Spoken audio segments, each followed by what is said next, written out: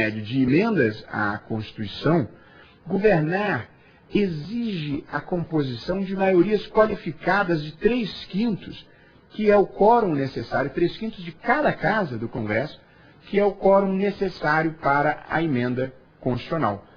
De modo que a necessidade de construir essas maiorias hiperqualificadas é uma das causas das relações nem sempre totalmente republicanas que se estabelecem entre executivo e legislativo.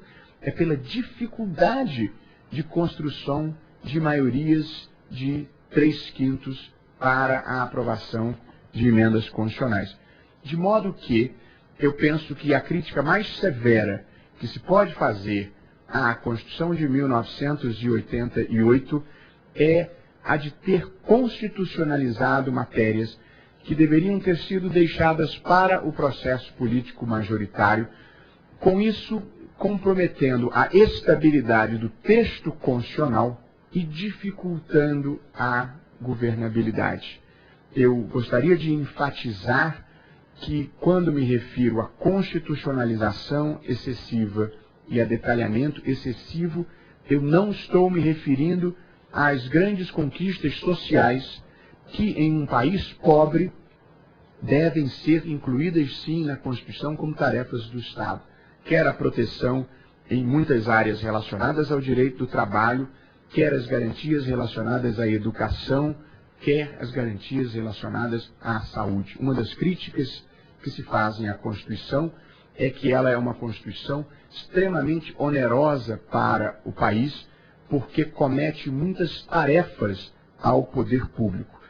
E, embora reconhecendo que isso seja verdade, e talvez reconhecendo que algumas pudessem não estar lá, a verdade é que o compromisso da Constituição de 88 com a inclusão social, com a assistência social, com um projeto de saúde pública, um projeto abrangente e generoso de inclusão social na saúde pública, estes são deveres que um Estado democrático com população ainda majoritariamente pobre tem que ter.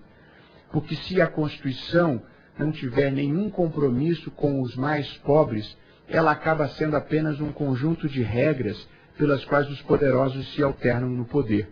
De modo que a Constituição tem sim que prever tarefas de inclusão social para o Estado. De modo que a crítica à constitucionalização excessiva é procedente. A crítica à Constituição, que tem este projeto ambicioso de inclusão social, certamente era uma crítica improcedente. É uma visão da Constituição como um projeto da classe dominante e não como um projeto de inclusão social. Feitas essas observações gerais, ressaltando os aspectos positivos majoritários e negativos sobre a Constituição de 1988, eu gostaria de comentar muito brevemente o desempenho das instituições, do Executivo e do Legislativo, para concentrar o terço final da minha exposição no Poder Judiciário e nas transformações ocorridas no direito constitucional, no direito em geral e na interpretação jurídica ao longo dos 20 anos, dos últimos 20 anos. E procurar demonstrar que uma revolução profunda e silenciosa aconteceu por aqui. Portanto, passo a comentar muito brevemente o que foram esses últimos 20 anos na perspectiva de cada poder. E agradeço aos organizadores que tenham me convidado para falar sobre os 20 anos que já passaram. Eu teria mais dificuldade se tivesse que falar sobre os próximos 20 anos e tentar fazer um prognóstico dos próximos 20 anos. Eu gosto de registrar que eu sou ruim de prognósticos e tive uma frustração muito grande logo no início da minha carreira de previsão de futuro. Eu escrevi, ainda na faculdade, em 1978, um longo artigo que se chamava Socialismo e Liberdade. E o artigo dizia assim: o mundo caminha inexoravelmente para o socialismo, pois de lá para cá caiu o muro de Berlim, desfez-se a União Soviética, abriram-se as economias de toda a Europa Oriental e até a China já pratica capitalismo selvagem. De modo que eu constatei logo cedo que esta não era a minha vocação, aposentei a minha bola de cristal, que é especializada em ler o passado, e passei a me dedicar à tarefa mais confortável, mais segura, de comentarista de videotape. Depois que acontece, eu compareço, explico tudo por que aconteceu e geralmente não erro o resultado. É uma vida com menos sobressaltos do que é de previsão de futuro, o que no Brasil, como disse certa vez um ministro de Estado, nem a previsão do passado é uma atividade confortável. Segundo ele, no Brasil até o passado é incerto. Mas mesmo assim, eu tenho um conjunto de ideias e de opiniões para compartilhar sobre o desempenho das instituições e chegarei em breve na discussão do poder judiciário, nesse mundo à parte, às vezes estranho mundo em que nós todos vivemos. O poder executivo no Brasil foi configurado pela Constituição de 1988 no tradicional modelo presidencialista latino-americano. Nós temos escapado de algumas vicissitudes pelas quais estão passando os nossos vizinhos, mas eu sou da crença de que o modelo presidencialista hipertrofiado que se pratica no Brasil é um convite a tentações autoritárias e acho que nós precisamos revê-lo em algum lugar do futuro. Como todos sabem, o plebiscito pelo parlamentarismo foi derrotado em 1993 e, portanto, entre nós vigora que incorporou a prática política brasileira, mas era preciso criar um modelo atenuado de presidencialismo, como se pratica em Portugal, como se pratica na França.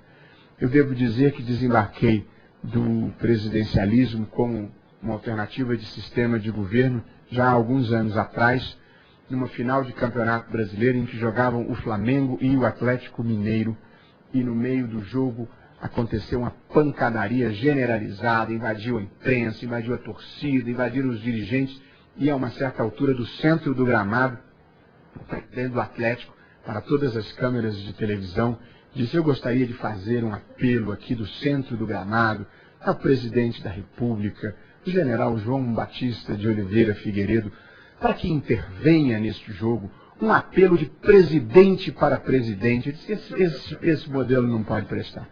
E a verdade é que o sistema presidencial tem sido a causa de muitos dos problemas de desvios autoritários na América Latina, e acho que nós deveríamos aproveitar esta época de bonança, esta época de estabilidade institucional, para revisitarmos esse modelo e atenuarmos este presidencialismo imperial.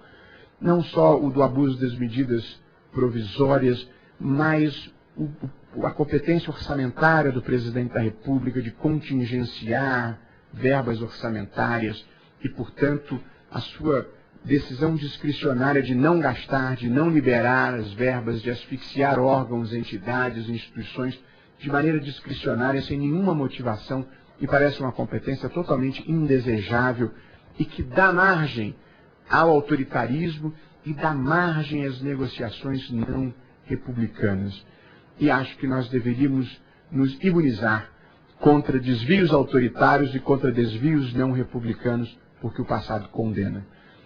Passando adiante para o poder legislativo, este foi o poder que recuperou as suas prerrogativas, mas que nunca mais voltou a ser um poder verdadeiramente legislativo. As competências legislativas materiais permanecem amplamente concentradas no Executivo por medidas provisórias ou pela iniciativa dos projetos de lei, e o Legislativo mudou o foco da sua atuação para a fiscalização mais do que para a iniciativa legislativa. Eu penso que o poder legislativo no Brasil vive um momento difícil.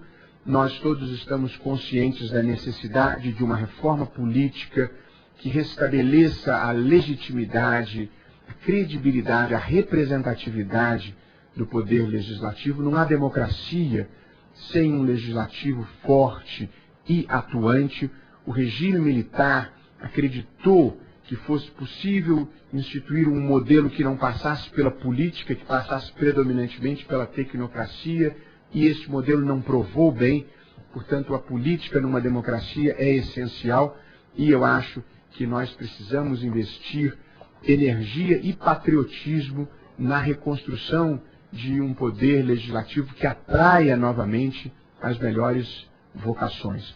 De modo que eu diria, num balanço desses 20 anos, que a reforma política é provavelmente a tarefa inacabada mais importante.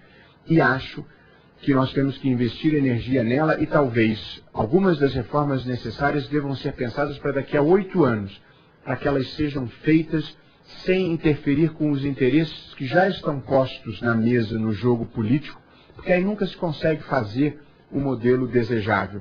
De modo que eu pensaria em reformas imediatas para acudir emergências e reformas que vigessem daqui a 8 anos, para que nós pudéssemos ter um país com instituições políticas mais sólidas e menos dependentes de lideranças individuais. E chego assim, e por fim, ao poder judiciário, que é o poder onde todos nós nos encontramos e nos reunimos. E a verdade é que o poder judiciário foi o maior beneficiário da Constituição de 1988. O Poder Judiciário vive um momento, ou vive já há alguns anos, uma fase de vertiginosa ascensão política e institucional. E isto é indistintamente a Justiça Estadual, a Justiça Federal, a Justiça do Trabalho, a Justiça Eleitoral, o Supremo Tribunal Federal.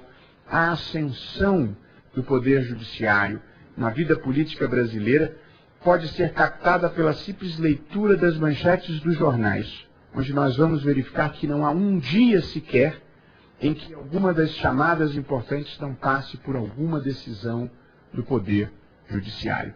E a verdade é que com a redemocratização, e a partir de 88, o Poder Judiciário deixa de ser um departamento técnico especializado como era e passa a ser verdadeiramente um poder político. E um poder político que disputa espaço com os outros poderes e que, em certas circunstâncias, ocupa os vácuos de poder deixados pelos dois outros poderes. Eu penso que há muitas explicações para isso. A primeira, a própria redemocratização em si e a recuperação das garantias da magistratura de uma maneira geral. Em segundo lugar, porque a redemocratização trouxe uma nova consciência de cidadania e, portanto, de titularidade dos próprios direitos. Em terceiro lugar, porque a Constituição de 88 criou novos direitos, criou novas ações e criou novas hipóteses de legitimação extraordinária, de substituição processual, de tutela coletiva, que, inclusive na Justiça do Trabalho, redesenhou o papel do Ministério Público e a capacidade de intervenção judicial